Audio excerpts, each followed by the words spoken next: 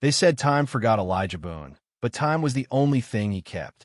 Long after the wind ceased to howl through Ash Hollow and the prairie grass gave up its will to stand tall, Elijah remained, silent, still, a monument of flesh and ache. 10 years had passed since the day his world cracked beneath him, and yet every morning he lit a single lantern on his porch at dusk and took it down only after the coyotes' chorus dissolved into the hush of dawn. No one ever asked why, and Elijah never told. His ranch stretched wide, but it felt small to him, just a loop of memory. The wooden fence he mended with reverent hands. The faded white swing that never moved anymore.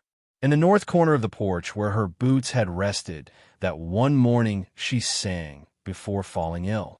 Her name had long since vanished from the lips of the townsfolk, but it lived in the soil, in the grain of the barn door, in the way Elijah murmured to no one while saddling his horse. Grief had settled on him like dust, never loud, never weeping, just quietly there. The town of Ash Hollow had its own stories about him. He's cursed. The widow Matilda Dane told anyone who'd listen at Sunday church. Rides to market, but never meets your eye, the grocer whispered. Buried her too quick. Didn't cry, others said. Elijah heard it all once, years ago, when he still went into town for supplies. Now he bartered with travelers who passed by, their wagons creaking under salted meat and dried apples. They never stayed long.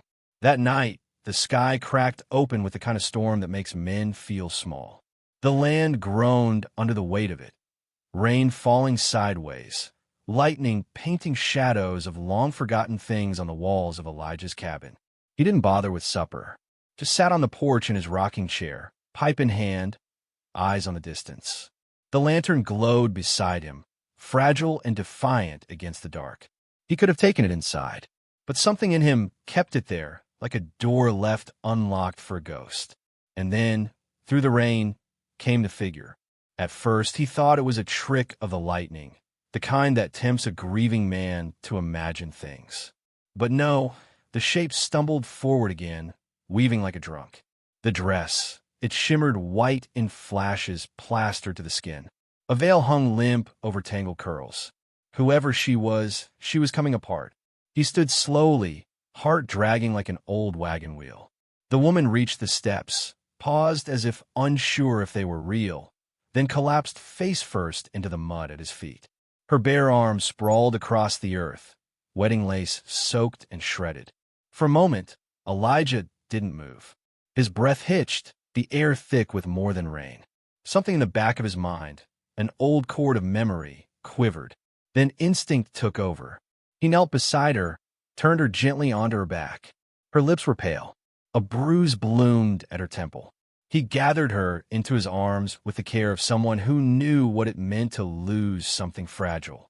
Inside, he laid her on the bed that had sat undisturbed for a decade, stripped away the veil, unbuttoned the bodice enough for her to breathe, dried her skin with the softest towel he owned.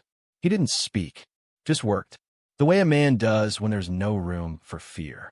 By the time her eyes flickered open, the storm had softened to a drizzle. She blinked up at the ceiling, disoriented, then turned toward the window where dawn was just beginning to blush.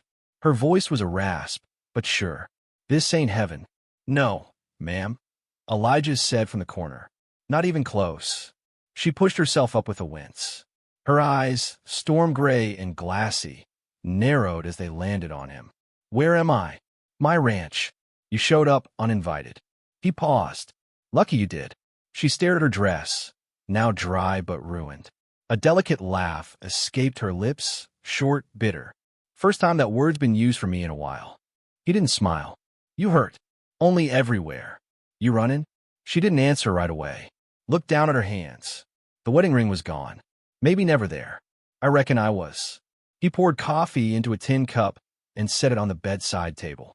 She took it with hands that shook slightly. After a moment, she said, "Claire Delaney, from Sugar Tree Junction. Or I was before I ran out of it in a dress I didn't pay for."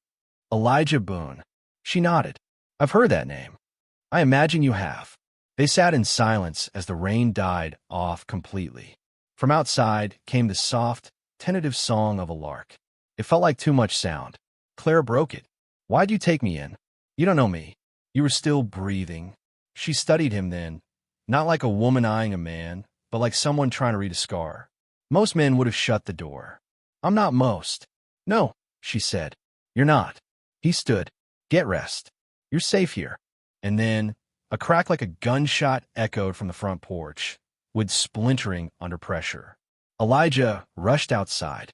The storm had dislodged the old gate, and the wind now slammed it wildly into the post.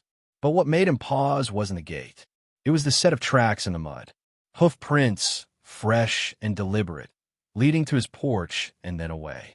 He followed them with his eyes toward the trailhead. There, just at the tree line, sat a single silver horseshoe half buried in the muck. No wagon, no rider. Clara hadn't ridden through the storm alone. She'd been followed. The morning sun crept slow over the hills, reluctant, as if unsure whether this piece of earth deserved its warmth. Clara stood barefoot on the porch, wrapped in a blanket Elijah had left folded at the foot of her bed. She watched the steam rise from the mug in her hands, letting the scent of chicory and burnt grounds anchor her. Her wedding dress, now a brittle ghost of satin, hung limp on the clothesline. Threads unraveled in the breeze like secrets tugged loose. Elijah worked by the corral, quiet and deliberate, fixing a section of fence buckled by last night's storm. He hadn't asked anything more since she'd given her name. No judgment, no curiosity. That unsettled her more than questions might have. Men always wanted stories, trophies carved from a woman's mistakes. Elijah just nodded and passed her coffee. Clara watched the muscles in his forearms flex beneath the rolled sleeves of his shirt. There was no ring on his hand, no picture on the walls inside. But the silence that filled his cabin was too alive to be hollow. It pulsed with something left unfinished. She didn't ask. Not yet. When he came back to the porch, he handed her a bundle of mended leather. Your boots. Stitching was loose. She blinked. I didn't even notice. He gave a small shrug. Did? She slipped them on. They fit better now, snug and certain. Thank you, she said, not lightly. Elijah turned, as if the weight of gratitude was too much to carry in daylight. If you're set on leaving, trail runs west toward the butte. Water there's clean. Her stomach tightened. She hadn't thought about leaving. Not really. Not since waking up in a stranger's bed that smelled of cedar and sorrow. Not since his hands, calloused but careful, steadied her without claiming her. I'll stay a day or two, she said. Help with chores. Square the debt. There's no debt, he said, eyes on the horizon. But the company wouldn't offend me. They worked side by side that day. Clara gathered eggs, fed the chickens, even helped Elijah clear out a section of the root cellar where a raccoon had made a mess of old preserves. She moved with practiced hands, not clumsy like a pampered bride. There was grit under her nails and strength in the way she lifted sacks of feed. He noticed. She saw him notice. As dusk settled, they sat on the porch again, not speaking. The lantern burned low. Somewhere in the dark, coyotes howled, not with hunger, but with longing. Clara tilted her face to the wind. I was supposed to marry a man named Jasper, she said, voice soft but sure. Son of the bank man. You know the type. Elijah gave no comment, but his stillness deepened. She took that as permission. He liked control. I liked not starving. We made promises neither of us meant. She touched the fading bruise on her temple. Last night, when the preacher was counting down the words, I looked at his eyes and saw the rest of my life, and it felt like drowning. He looked at her then, full on. So you ran. I thought I'd get further, she said. But the storm, I followed the light. A pause stretched between them, tight as a pulled thread. Then Elijah said, 10 years ago, I stood where you did. Had a woman say yes. She died before sundown. Claire swallowed. I'm sorry. Don't be, he said. Storm took her, not me. But I lit that lantern ever since. Habit, maybe, or hope. A sharp knot cut through the moment like a blade. Elijah rose, boots hitting the wood like thunder. A figure stood at the bottom of the steps, flanked by two others, coats slick with trail dust, boots crusted in dried mud. The lead man smiled with too many teeth. Well, hell, he said, removing his hat. Told you I'd find her. Clara went pale. Jasper, she whispered. Darlin', he drawled. You gave me quite the chase. Made me look like a damn fool in front of God and half the county. Elijah stepped between them. She's not yours to collect. Jasper's eyes slid over him, assessing. You the rancher? Boone, is it? I've heard of you. Sad story, they say. Elijah said nothing.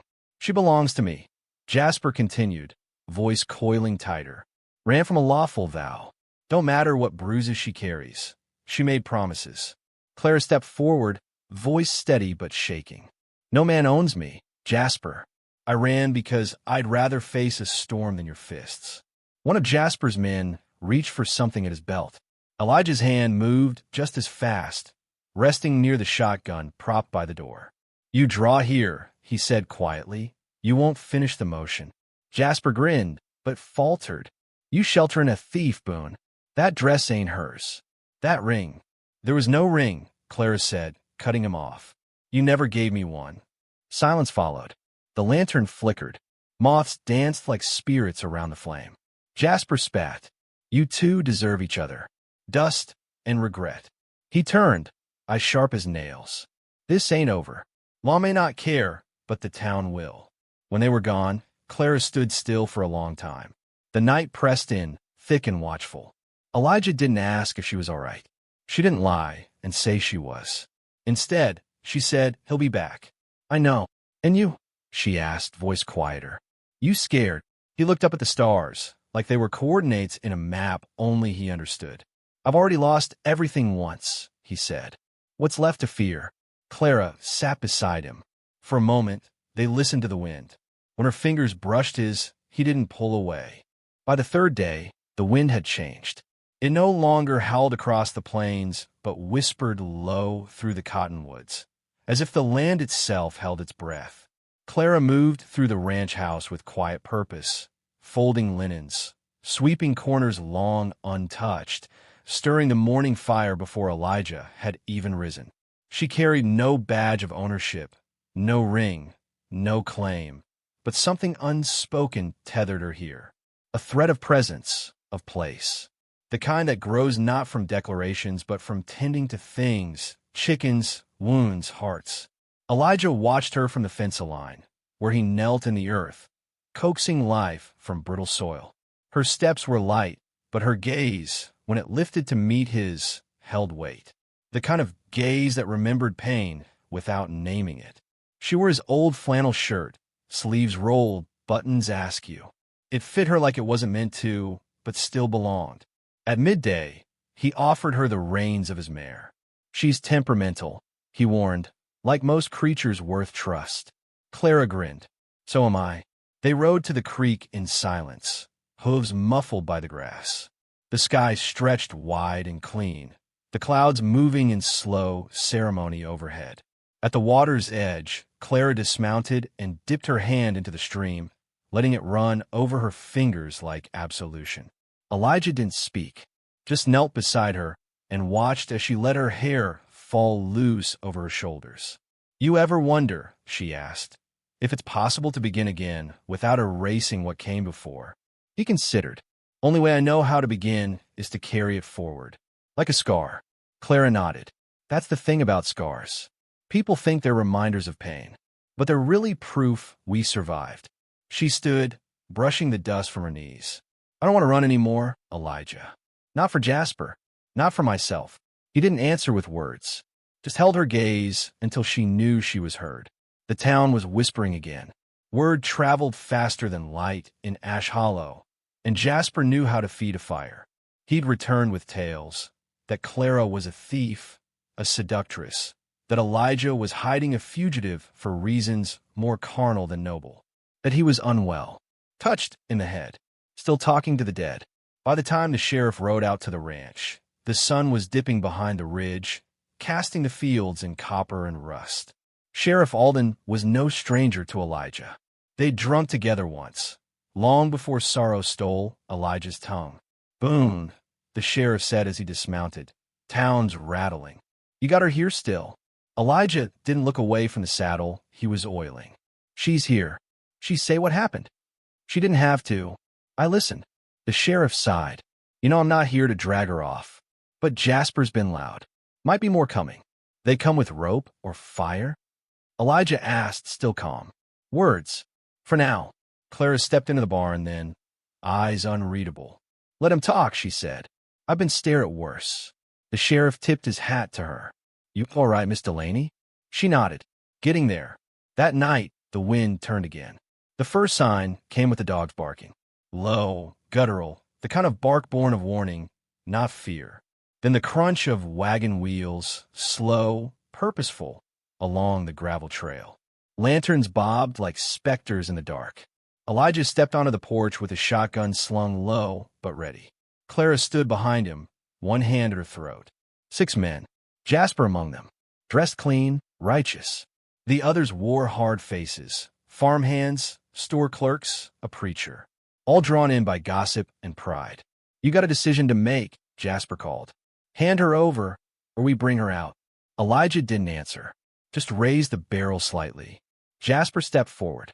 You think you're the only man who lost someone? You think your grief's some holy badge? You're just a ghost, Boone. And she's using you to feel alive. Clara moved to Elijah's side. If I'm a ghost, it's because men like you killed the girl I used to be. You broke the law, Jasper spat. I broke a cycle. Then silence fell, deep and waiting. One of the men stepped forward. The preacher. We just want peace, Elijah. You brought fire, he said, and called it peace. Something cracked in Jasper's face then. Enough. He drew, but Elijah didn't flinch. It wasn't the shotgun that stopped Jasper. It was the soft click of another hammer behind him. Sheriff Alden had come up quiet from the trees, rifle raised. Drop it, boy. Jasper hesitated, pride warring with preservation. Then the gun fell to the dirt with a thud. The sheriff addressed the crowd. A woman runs from a man. Maybe ask why before you chase her. The preacher looked away. Jasper's voice was smaller now. She lied to me. Clara stepped down from the porch, boots striking the boards like punctuation. I did worse. I survived you. They didn't say another word. Just turned and left, one by one, as the night reclaimed them. When the last lantern vanished down the trail, Elijah exhaled like he hadn't in years.